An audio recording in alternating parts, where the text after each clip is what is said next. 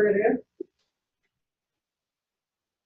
Okay, we're going to start the NAPB webinar, and I'm our authors. I'm going to be hosting. I'm from the NC State Lit Reading Student Club, and you can now hear an introduction from these guys. There, where they work. I'm Neha. My last name is Neha Kutari, and I work at Patent Incorporated.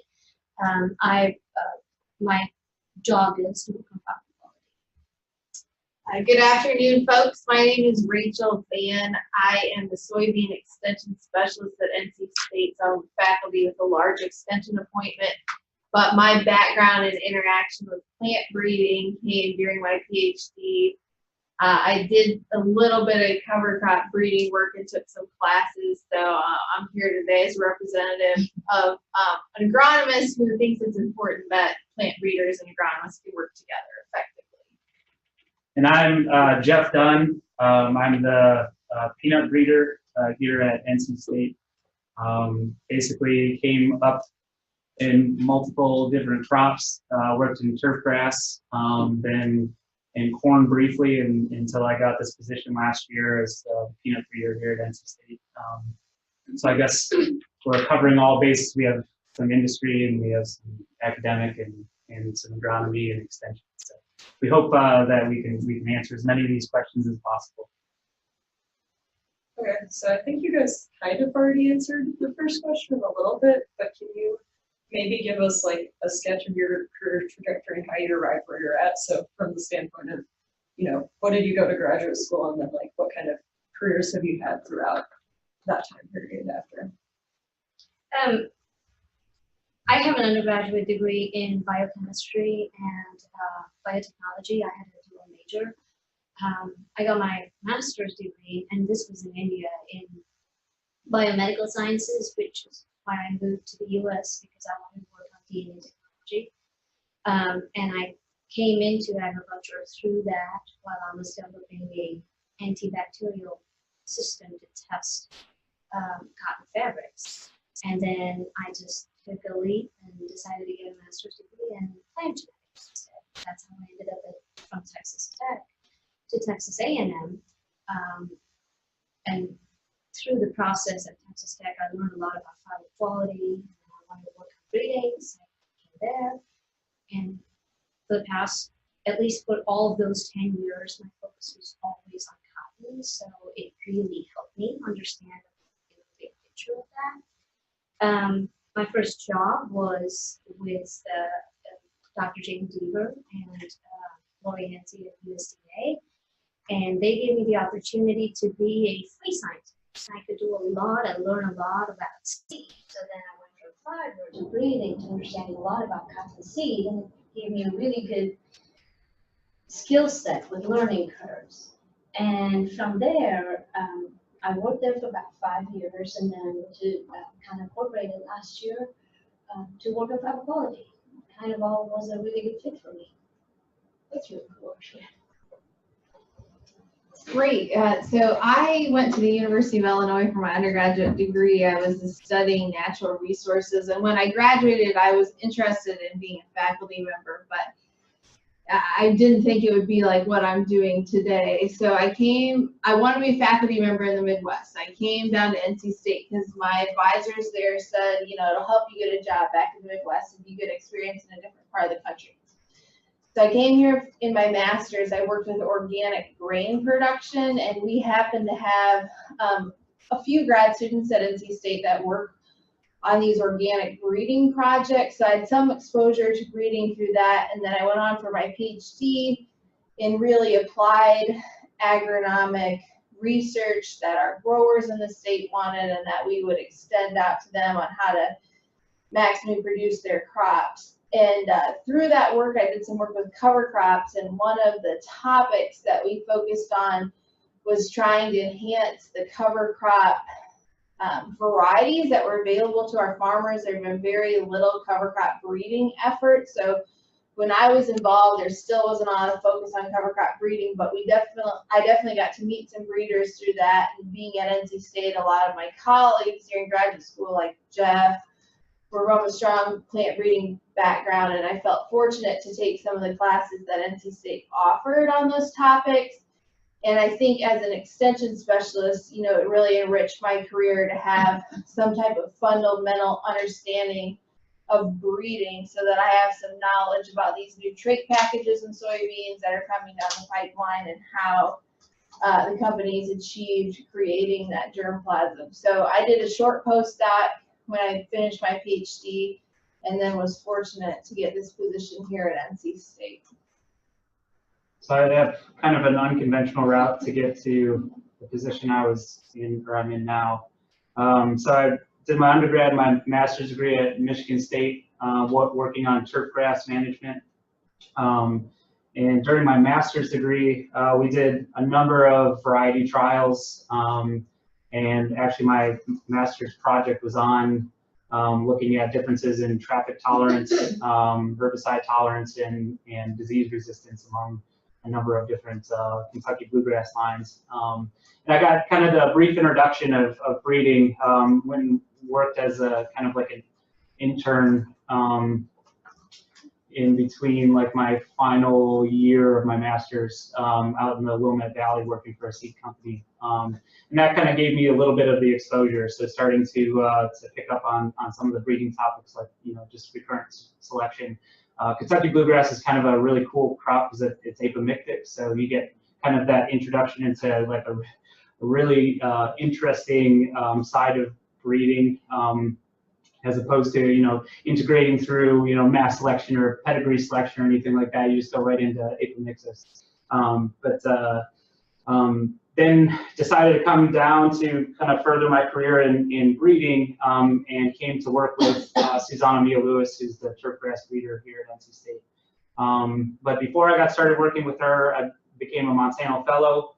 And part of the Monsanto system, or the workflow that they had set up at the time, allowed me to start working in, you know, kind of some analytics. So I did a second master's in the Advanced Analytics Institute here at NC State, working on a number of, you know, predictive modeling type projects, doing practicum projects, doing like predictive hybrid yields across testing networks, those kinds of things. And then went back after that to do my PhD. And under my PhD, I worked in like Bermuda grass and doing a lot of like shade tolerance, a lot of like abiotic stress tolerance, and then doing some seed head characterization. And then from there, I moved on to a postdoc with the USDA, working with Jim Holland, doing a lot of predictive genomic selection type work. And then I landed myself in the peanut breeding position. And so I've been here for a little over a year now. And like everybody, we're right in the middle of planting. So I assume, thank you for attending the webinar, because I assume you guys are all doing the same thing for the senior. So that's a little bit more about me. So you guys all kind of have different routes that you've taken to get to where you are, which is actually really cool because there's not just one set direction that you would go in. But we're going to kind of move into a section that is called From Here, Landing a Plant Breeding Role. And I'm actually going to read this question because it's long and Amanda worded it especially well. I like the wording. And the question is, so we're in an environment where there are more plant breeders than there are physicians. How can the students that we have right now make themselves more marketable, especially when you consider that some of our training that we get academically is kind of gap between that and commercial training, and understanding the needs so that with the ongoing mergers within private industry, we can kind of make ourselves marketable in that situation. So if you can respond with respect to kind of PhD students and postdoctoral researchers, that would be awesome. And we won't make us start. You can all like. Sure, you know, I'm not a plant breeder by training, but I'll just make a couple of comments in that, you know, I think it's valuable for you to diversify your skill set beyond plant breeding. As a graduate student, take some agronomy classes. You all do field work. Oh, many of you do field work as part of your plant breeding work, and so that you know, if you really take advantage of those opportunities and maybe take a couple courses, you should be competitive for positions outside plant breeding, which might give you a foot into some of these companies. You might work as an agronomist for a couple of years or a salesperson and eventually land the plant breeding role you're looking for. We have some very successful colleagues that have left NC State in a plant breeding program and have gone on to do extension type work, agronomy type work, various things. So just take advantage of the various opportunities you have outside of plant breeding during graduate school. Yeah, I mean, the fact that I was already able to work in like the advanced analytics program kind of gave me this like multifaceted avenue to be able to move into, you know, an industry or be competitive, I guess, in terms of like industry. And so I guess what I started thinking about in terms of like marketability is, you know, as a plant breeder, you know, you kind of are a, you know, like a jack of all trades at the end of the day, because you need to know a little bit about agronomy, you need to know about physiology, you need to know about, you know, like diseases, pathology, you need to know about like obviously the breeding concepts. But you know, like, so you know a lot of those aspects, but you try to gain even more perspective by, you know, furthering that out, like whether or not it's, you know, statistics or, you know, programming. And that was fortunate for me. You know, it pains me to say, but, you know, the Advanced Analytics Institute, or at least my master's degree, actually probably gave me more of a leg up in terms of finding a position than my PhD actually did. And, you know, it's hard to say that because, you know, like the master's degree was only like a year and a half long, and, you know, my PhD was painstaking, you know, and it takes a long time to get work through that. But the reality is you know, the more disciplines that you know, the better that you look. You know, just knowing, you know, some plant breeding or knowing your project isn't really enough. And so that's, you know, it kind of fit perfectly for me to be able to work in that program. Plant breeding is not one science. That's my favorite slide from my first plant breeding class. It's a very multidisciplinary science. So you have all these disciplines that come together. And it's important more now than before to know a lot of the fundamentals of all of those disciplines, like she said, agronomy, statistics. Statistical skills are very important because with the amount of, if you're priming yourself to work in the industry, we have to keep an eye on what the trends are. You have to know where your value is going to be. So of course you're going to be really good at the project you work on, but do you know what you can learn to, you don't have to be a master at statistics, yes, but other fields. If you're a molecular breeder, you should know what happens in the field. It should not be something that is so alien or unwanted to you that there is a disjoint in the two fields because they're already together. So the industry is going to want more and more people who understand and can apply the multidisciplines that overlap with each other and work on communication skills. They're very important. The better you communicate, the better you will be. You will be able to sell yourself because you are a wealth of knowledge by the time you come out of your program. If you're not going to sell it, you're kind of, you know, destroying your own case. So it's more of a mix of that, but definitely the overlap of all these disciplines, it's time to start knowing them fundamentally, know where to apply them. Do you guys have anything else to like chime in? Because it can be a discussion. Yeah, I mean, not necessarily like to chime in, but I mean, it's what you do now that kind of molds where you want to go. And you know, if you're taking the initiative now to figure out, like Linnea said, figure out where the industry is going and what they're interested in, that can help you be more opportunistic in terms of like, you know, learning, you know, the skill set now to become valuable later on. And so that takes more than just, you know, working within your own program, within your own project.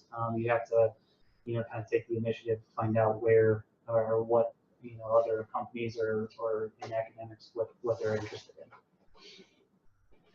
Okay, so as a follow-up question to that, what is the single most important technical, academic, professional, and interpersonal skill that you learned in graduate school to help mold a successful breeder? And or are there any additional extracurricular activities that would help build this skill set? So that's why I didn't say anything, because I read follow up on the next question. So I knew we were going to start a discussion regardless. That's true. So there's a lot of different types of skills listed in there. You don't have to go in order at all. But there were technical, academic, professional, and interpersonal. We kind of already touched on communication a little bit. Yeah. So yeah, communication is huge. At least just getting off the ground for me. Hiring new people, trying to get a cohesive group together to organize planting, organize harvest, organize, like what we're doing in the field to make sure that everybody's on the same page. That starts with communication. It starts with making sure that everybody's on board. They have the same goals in mind. They're very interested in learning, and how do you foster that is by being, in touch with the people that you have. So I would say communication is definitely one of the best things to have learned. And you get that through, working in your program, working with like your fellow graduate students, working with postdocs, working with everybody, and how you can judge how well you are working on your, because of the results that you see. If things aren't getting done, then, obviously something needs to change, but knowing that, you're productive and you're getting work, accomplished, that, that can kind of gauge how well you are communicating, throughout your project. Yeah, and to expand on communication from another perspective, I think some of the most valuable experiences I had as a graduate student was having the opportunity to present in front of various groups, whether those be farmers or write grants. My advisor forced me to write grants, and I'm really glad that I did, and often I had to present those grants in front of the funding group. So, I think back to when I presented as a master's student and how embarrassing that was in retrospect, but how it set me up to be able to present and be comfortable in front of folks today. That's probably for me the most valuable skill set I gained during graduate school. And I will say one thing, as a graduate student that's not from a plant breeding background, but that went to graduate school with a lot of plant breeders, if you guys are going to make a presentation in front of a group with a diversity of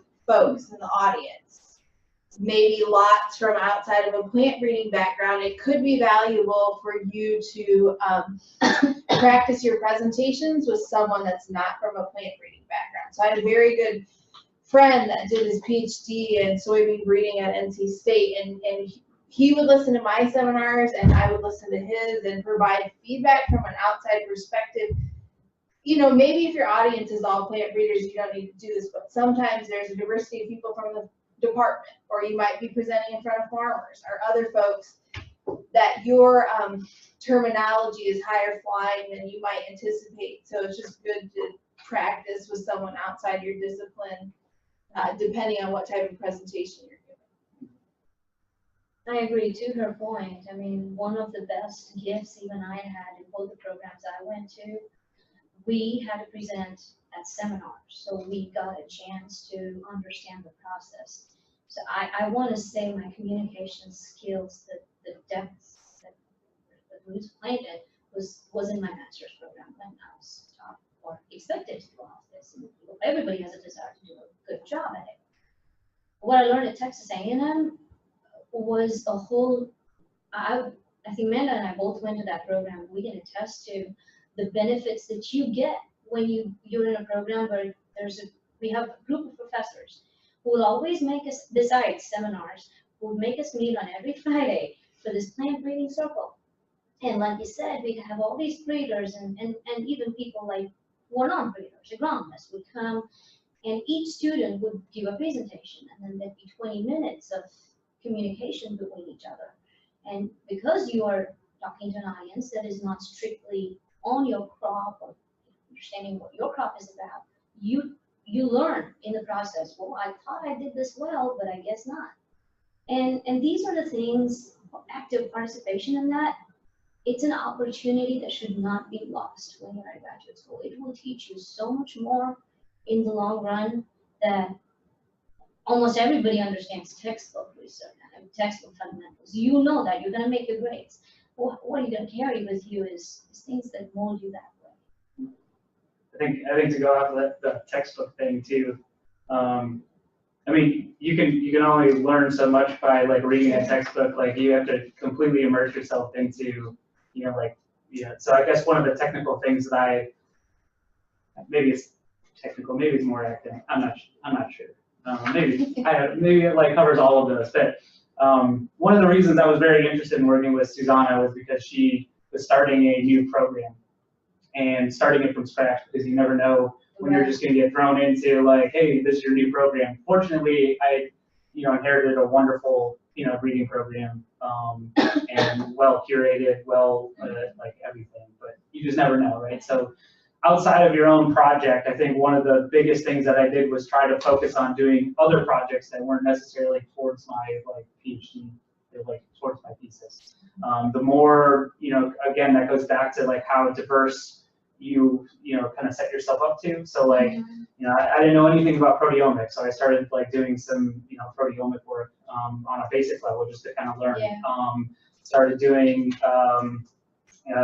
learning like additional like programming languages, just like because you never know where, if you land yourself somewhere and here's the home of SAS here, in North Carolina or at NC State, and what happens if you go somewhere and you don't know, they don't have SAS or like whatever, right? So just kind of pushing myself to learn some of these other basic programming languages, because again, it all goes back to that marketability, is how diverse can you possibly be. And so I guess from a technical aspect, or I guess academic, is just continuously teaching myself new skills to be a more well-rounded breeder. And these are not just skills that you want to be the worst. Like I said, you actually use them. Data sets are getting larger and larger. So these are not just, let's add this to your CV. You have to know how to use them. Right. And it's only going to get bigger data over time. And less people will do, more people's jobs as we have technology. So these are critical skills, not just, I took a course, but I didn't really get it. It won't fly. And as far as learning in the graduate program goes, I think what I really learned well was how to run a breeding program. I was fortunate to work in 2 big breeding programs in Texas. And as the years go by, stuff starts to become second nature to you. That's very valuable. That no textbook can teach that. Right, exactly. These are skills you want to hold on to. Ask all the questions you can. It doesn't matter how annoying you can get. I don't know. We did get told at one point in like a plant breeding club meeting here at NC State that it's your like #1 time in graduate school to be really greedy and take every class and learn everything you can, because you're never going to have this many people around you with free information essentially. Right. So it's very true. Well, and the other, I guess, really nice thing about being a graduate student too is getting to work. You don't necessarily get to work with them or other graduate students on their projects, but you get to know them. And sometimes a couple extra things that they don't know, or they know something so you can go to them for help. And that kind of like builds into the whole like collaborative nature of research in general. So you're already kind of like fine-tuning yourself to be more approachable and to be more like collaborative, just because of the people you work with, And then even when you go to conferences, you meet graduate students, you meet, like you get to see all of their presentations and make comments on what you liked about it, and like, hey, could I learn this from you, or hey, could you teach me this, or so. I mean, that's basically how everything gets set up anyways, is like from a collaboration standpoint. And Rachel has to do that like on a daily basis, because she has to make sure all of like the people who are planting, like farming and everything like that, know exactly what our intentions from breeders are. They need to know everything about every line ever released and how it's going to react from an agronomic standpoint. So they have to make sure that they are, working with the farmers as well. So I mean, it's just like comes full circle. Yeah, agriculture is small. All of you will realize that. And so all of your colleagues in graduate school form rich connections because you'll be working with them, whether they're at other universities or in industry or in other types of positions. You'll be surprised how small of a world it is. And so capitalize on the time that you have to build these relationships now. I guess that covers professional, so I think we got them all right. Oh, yeah, I think you did. That covers all of them. I mean, that's not the whole skill set I'm guessing that you guys all have, but that covers like a good amount of it because I'm sure that people want to know other things as well. So the next question is, what's one thing that you wish you were better prepared for when you were starting your first position after graduate school? Budgeting. Yes. I mean, it's like, needless to say, but like, I wish I had like a minor, like as like a CPA or something, but I don't know. There's a lot of those things that you're not anticipating, you're not like ready for. Budgeting is definitely one of those. Making sure like you have everything, all your people are all set up, you have enough money for projects, you have, all that kind of stuff. And that also goes back into the grant writing process, but yeah, that one's like the one that's critical right now for me.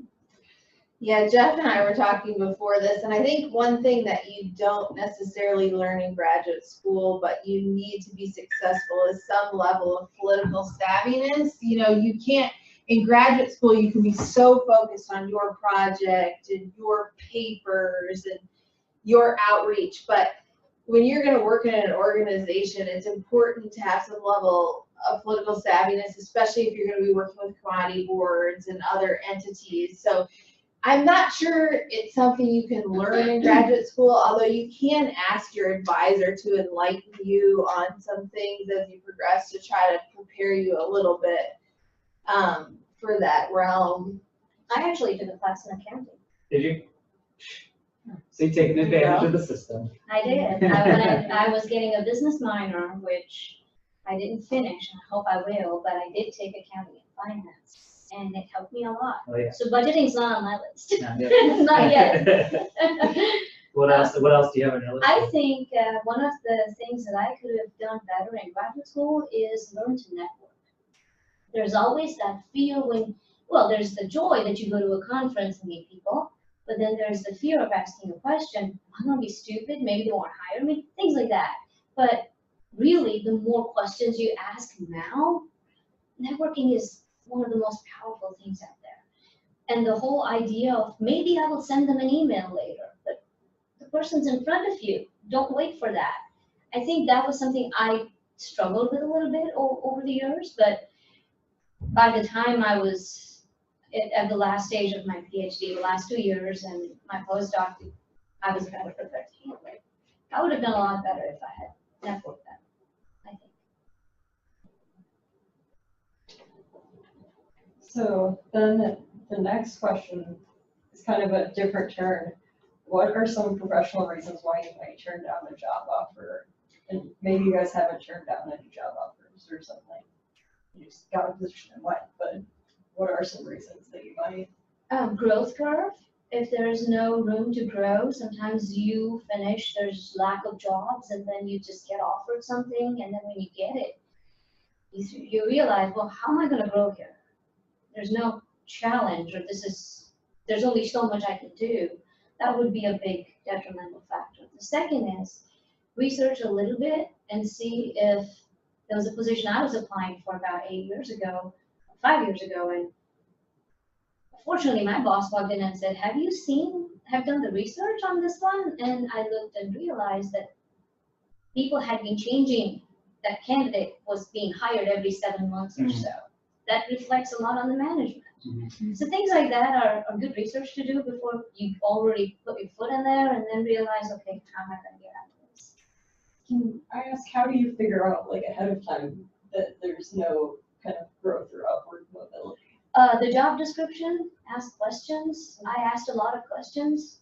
I still do. But if you do, whoever is the hiring or the hiring manager or the person who's posting it typically knows where the job's going to go, and you don't end up wasting time. And ask professors around you. If it's outside your crop, you're in a school. That's the greatest advantage you have. They'll tell you, because their friends are probably the ones hiring us anyway. Yeah, I'm not sure I have any more to add to that. I think she covered it pretty well. Yeah, and the only thing I would add is don't be afraid to accept a job for things outside of the job itself. Like, let your personal life and what's going to make you happy, whether it's close proximity to your family or other things, be a deciding factor. You know, I feel like in graduate school, it's very easy to get so focused on what you're doing that that's the end all be all. But there's other important components of life. So don't be afraid to consider those when you think about positions. You know, your advisor might want have trained you and really want you to be an academic plant breeder, but you should make decisions on what's going to make you happy, and can feel free to consider things outside of just the work itself. Sure. Right.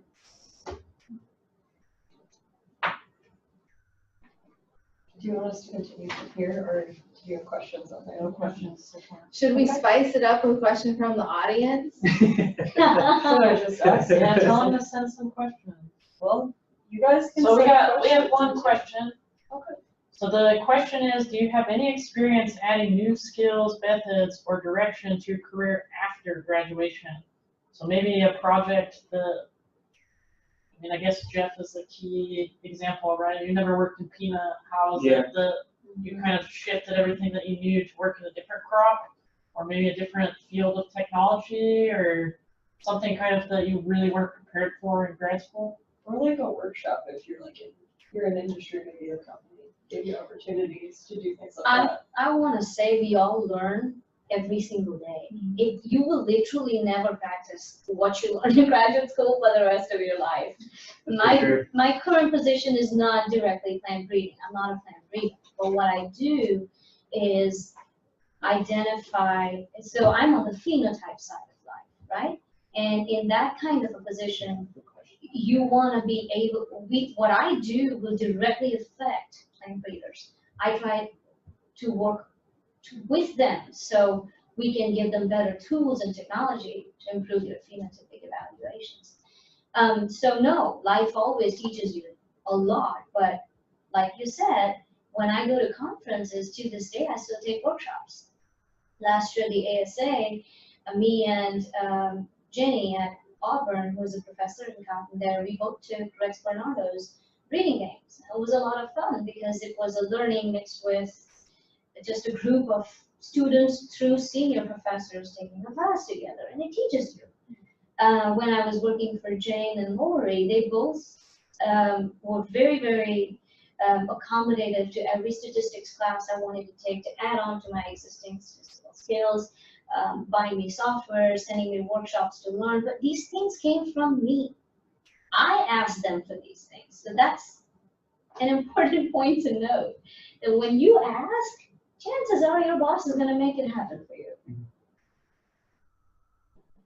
I think that's also, I guess, inherently the nice part about being, I mean, particularly for my position, I get to, I guess, study and or do research on pretty much anything I want relative to peanut breeding. So if I'm interested in studying, some, pathogen or some, say, a new nematode problem, or if I want to, because we're, the guava root knot nematode. So if I wanted to start working on breeding resistance for that, you have to kind of understand how the pathogen or how the nematode is affecting your peanut, what you can do from a resistance standpoint, what kind of germplasm tools can you use. So you have to kind of, put on your pathologist hat for a minute and start working on that, even if you have no idea about anything pathology related. You have to start working on those kinds of things, and that kind of builds your skill set in terms of how to diagnose, how to isolate, how to do all the things that you would have to do to recognize that pathogen in the field. what types of phenotyping can you do to accurately characterize it? You know, maybe that's the part of it in which, say, we have some defoliation problems or something due to a certain pathogen. You know, does, you know, flying a drone and taking images and doing image analysis, does that help? Those are things that I would have had to do after, you know, well, I can't say I did some image analysis in my graduate school, but not like stitching images of a drone or anything like that and getting phenotype data out of it. So yeah, of course, there's tons of stuff that you can do after you're done, because, you know, I think we've all basically said that, you know, once you get done with your graduate career and your project, chances are you're probably not going to be doing exactly what you did in your graduate work you know, later on. So you always have to be learning new skills, and you have to be you know, kind of training yourself all the time, or else you're not going to stay up with stay ahead of the curve. Agree with all those. Cool. Well, we're going to move into a section now that's called To There, Shaping a Plant Breeding Career. You guys are all in plant breeding careers of some sort right now. So the first question of that is, what kinds of soft skills have you had to practice the most in your career? And how does that, having those skills, help develop your career? So I think we've touched on communication quite a bit. Mm-hmm. You guys communicate with people. Are there any others that you'd like to highlight? Time management and organization. Mm-hmm. You start with one project. When I was doing my postdoc, I had 3. Then I added on that I'm still trying to tie ends to. And then when you grow, time management and organization becomes a big part of life. Persistence, becoming tech savvy, like you said, always keep, and by that it's not just digital, but all of the technologies that apply to whatever role you're playing at the point. Adaptability, because life will change on you all the time. I think management, although you might not have the ability necessarily, unless you're coordinating with, you know, like say you have some undergraduate research help or undergraduate help, like how you would, you know, figure out time. I guess that goes under the time management, but figure out how to, you know, utilize those people in an efficient way to get what you need done. So I guess that goes under like kind of some management. Presentation skills are huge. If you can't get up and convey your message of your research findings to anybody, then, you know, it makes it very difficult to continue. So working on those presentation skills, working on ways to kind of shake up the system a little bit in terms of like how you're presenting. You know, it doesn't necessarily have to be intro, materials, methods, results, findings. You know, make it interesting, make it tell a story. Those kinds of things are very useful later on. So I guess those would be my two things, like, you know, management, understanding people. I think that's one of the big things one of the big things that we had, you know, in the analytics program was, and at the time I didn't quite understand why, but, you know, you have those like, you know, those personality tests. You find out like kind of who you are, but I think the most important thing is like figuring out that other people are different and they don't kind of, you know, work under the same guidelines as you would maybe work on. So like getting to understand that, I think is very valuable to being successful in terms of a group.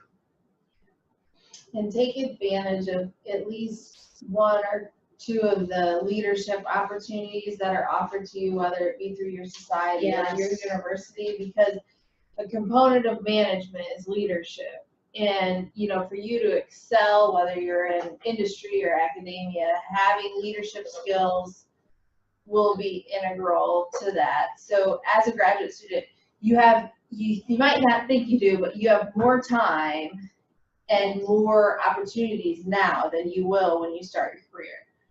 So if you don't take advantage of these opportunities now, you might not find time to carve out time for these opportunities over the next couple of years. So try to take advantage and get a flavor of some type of leadership course.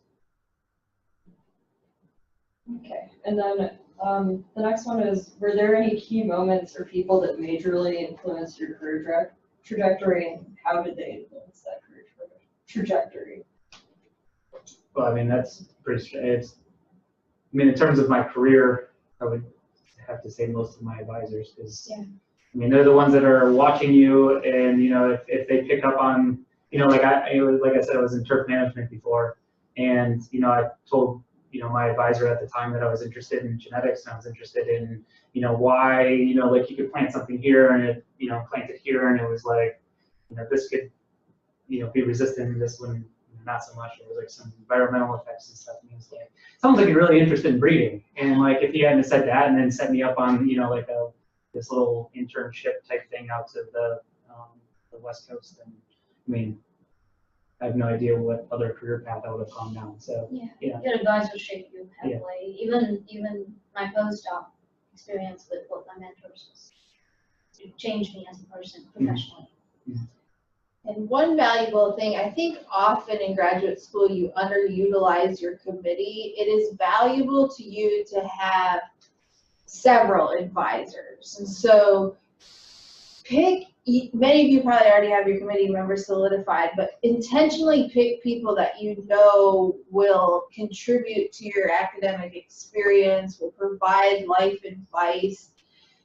My encouragement would just to have 3 or 4 advisors. You might only have one main advisor, but it's great to have people from a diversity of backgrounds. Like for us in academia, I sought out kind of a teaching advisor, research, extension, just take advantage of multiple folks to mentor you. It will help you in the long run. Do you have anything else to add? Okay, then the next question is that failure is inevitable for everyone in some aspect or another at any other point in time. How do you recover from failure, and what is the long-term impact to your careers? Failure is the best teacher, really. I mean, it slams you down a little bit, but I'm wired like a scientist. I'll take the failure. Once I get over it in the next 2 or 3 hours, I'll break it down in little parts. What did I do wrong? How can I fix it? Just address it exactly like a scientist. Right. Then make sure it doesn't, well, it still happen again, but maybe not exactly that. Yeah, I think also stop and take a minute to actually think about it and like why it went wrong, because last thing you want to do is just put like a little patch over it, and then you want to back up and like do it right. You want to figure out what it is that you need to do to kind of make things right. Yeah. And I would just say, this isn't necessarily failure, but when you get critical feedback from your advisors or your committee members or your peers, use that as a challenge to be better. It's difficult to not be defensive because it's your work, but try to take that and make yourself better based on that feedback. And develop relationships with people that you can get candid feedback from things on, so you know how to push the bar forward and gain a better skill set over time. I guess also remember that they're trying to help you, not put you down. So if they do give you critical feedback, it's in an effort to make you more successful and to be better. As you grow, like today, I don't have people to give me critical feedback except from management or direct bosses, but my friend from graduate school that we went to school with all these years, we have that relationship where when I do something that I'm not fully aware of or I've made a mistake, we still text each other day in and day out, and I know she's a mirror. I have that kind of a relationship where she'll say, well, this might be right, but was it appropriate? That kind of a thing. And so develop your relationships where you still have friends who can understand the technical aspect of your work, that can still tell you, who can still be there to tell you, you're wrong, but let me help you fix it. That's very important.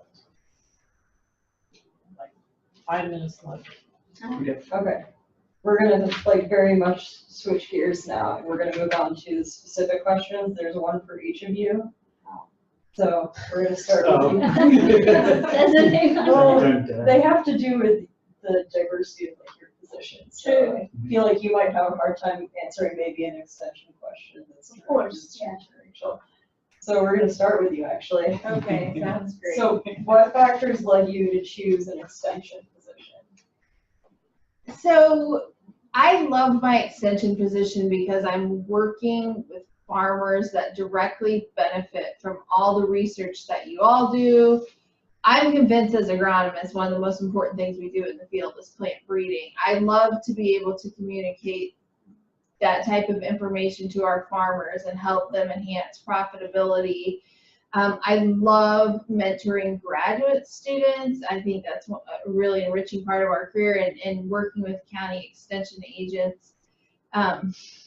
So read the question one more time. I'm getting a. Yeah. What factors led you to choose an extension position? And so when I started graduate school, I wanted to work in agricultural research, but I wanted to work closely with people. And I feel like I have the best of both worlds in this type of position because I get to interact a lot with members of the public, but still do field research and still have a flavor of academic lifestyle. Okay. That's a good mix. Yeah. That is a good mix, actually. You almost made me jealous. Yeah, I know. It's a great job, folks. Extension. I like working with people. So we'll be an extensionist. So the next question is directed at you, Nina. How does a plant breeding background impact your decisions? Say with it. I work with cotton, and I'm trained to be a cotton breeder. I've worked also as a cotton breeder, but my current role is a little different in the sense that now I see the big picture of what we're breeding for, which everybody doesn't necessarily have when you are concentrated in the field of work. And so you have phenotype, you have genotype, you have G by E, right? And the way I see the role is if something's influenced by environment, you make people aware of it. We already know that. But if there's a trait out there, fiber quality is what my expertise is. And keep in mind that cotton is an exported product. Majority of the cotton in the United States gets exported. And so America gets premium price for their cotton as opposed to the rest of the world. And the only reason we have that premium is because of the quality. It's not because of the amount. So if we fall in quality, there is a feedback mechanism to that. When my boss tells me, well, these are the problems that the Texas mills are facing, we sit with that and try to come up with ways where we put it in bins. Who can handle this? Who can solve this part of it? A larger chunk of it can go to breeders. So then we go ahead and try to develop technologies and make it easier for the breeder to select for the trait that we want them to select, and develop tools and technologies for them that enable them to pre-select for things, things like that. So while it's not hardcore breeding anymore, I don't think I'd be able to do my job well if I wasn't a breeder, especially given the trends and technologies that exist today. That's a good answer. Okay, the last question is for you. What did you feel was the most important thing in transitioning into a different crop when starting your position? You've transitioned like twice now because you went from turfgrass to corn and then from corn to peanut. Yeah. The most important thing was just trusting my, education, trusting that the people who I took classes with or worked with, that, most of the breeding schemes and most of the breeding methodology, you can apply to multiple different crops. Going from turf to corn was kind of a huge thing because, from a molecular standpoint, we don't really have that much influence in turf. But then you go into corn, you have terabytes worth of data to, work with, right? And you're just like overwhelmed. So I guess in that transition, it was probably best that I was kind of had more of like a technical background in terms of managing data, and that was probably very critical. And then from the corn aspects to peanuts, a peanut being like a highly self-pollinated crop. Again, just trusting my training and trusting that what I had learned in my graduate work and my graduate program was going to help me here. Even though I didn't, formally work in anything that was like, I guess you could say that corn, self-pollinated until you're working in a hybrid situation. But, this was just essentially managing, like inbreeding. And so, you learn all of that kind of stuff. So I've worked in open pollinated systems. I've worked in hybrid systems. Now I've worked in, I'm working in self-pollinated systems. So I just, knowing that I'd already comfortably made that one transition going into the second one, I was very comfortable, and I knew that, I was going to be, kind of successful in working on another crop just because I'd already done it before. Is there any other wrap-up questions that we have, like, I don't think so. on there? Yeah, no questions. Okay. Always the problem. No questions, how do we ask more questions? Yeah.